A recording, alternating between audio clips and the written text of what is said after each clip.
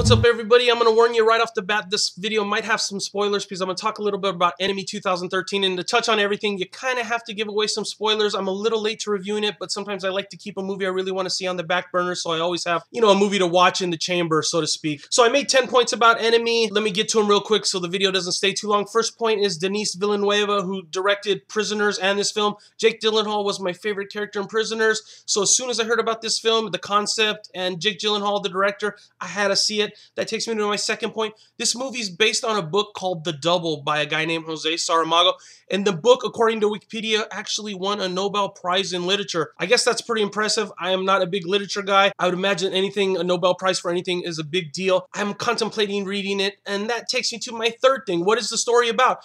Basically, it's about Jake Gyllenhaal's character, and he sees a duplicate of himself in a movie, and he gets obsessed with this actor, and it leads to this whole chain of events. Basically, the movie plays out like a mystery, and this whole story unfolds, but the base of the story is something else. That takes me to my fourth point.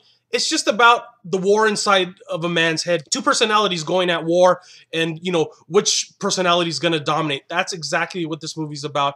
You don't have to look any further, really, than the name. I mean, enemy. It's like, who's your own worst enemy?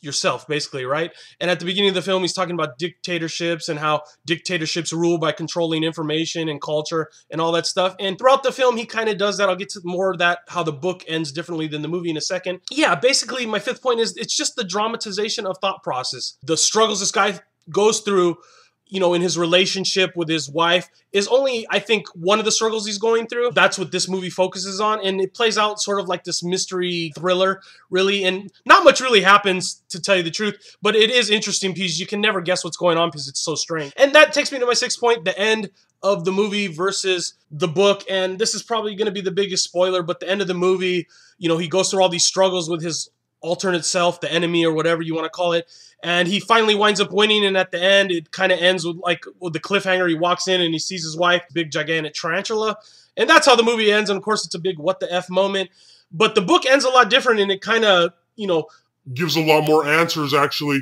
than just leaving you with the spider. I guess the end of the book is that he picks up the phone and another guy calls him, and then he just shows him loading his gun and tells his wife that he's going to meet the guy at the park. And it's, another duplicate. So it's basically he's killing off another personality, which I thought was fascinating. I kind of wish they would have ended the movie like that. But the movie went for more of a surreal feel, and I really liked the way they did that. Of course, they used the spider imagery all in this movie. And I did watch Chris Stuckman's in-depth analysis video of this or whatever.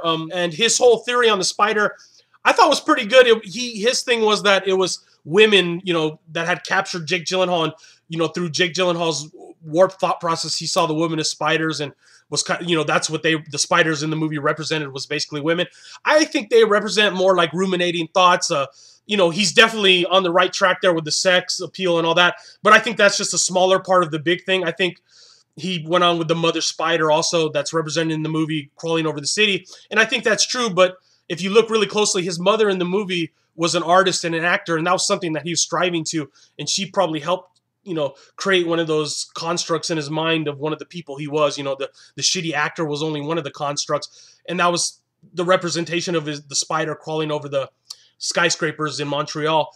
And that leads me to something else, the cinematography, because I don't want to go anything more of the story, but even in the poster in the movie, and I'll put it up right here, you see the spider crawling through his brain, and I think that's what the city more represented, was not only the web of the spider web, but the crevices and the deep thoughts of his mind. Was, they kept showing like the top layer of the city, like, panning across it, and I think it was just supposed to show like basically the crevices of the mind. And when they showed the spider over it, I took the spider's legs to be more like tendrils, sort of like neurons almost, and his mom's thought process sort of like affecting his brain process. I mean, the cinematography in this movie is freaking ridiculous. Everything has like this kind of muted tone, and it really just plays in the story. I really enjoyed the cinematography, the look, the feel, everything in this movie. And my ninth point here is, after all this, is it made me think about David Cronenberg for a minute. I know, why do you think about David Cronenberg when you see this? Because he did say something in an interview I saw once, and it made complete freaking sense. The Montreal area, Quebec, whatever, is that where Hollywood kind of meets Europe, and that's definitely how this film feels. It's, it didn't get a big release in the US, which, proves that theory even more.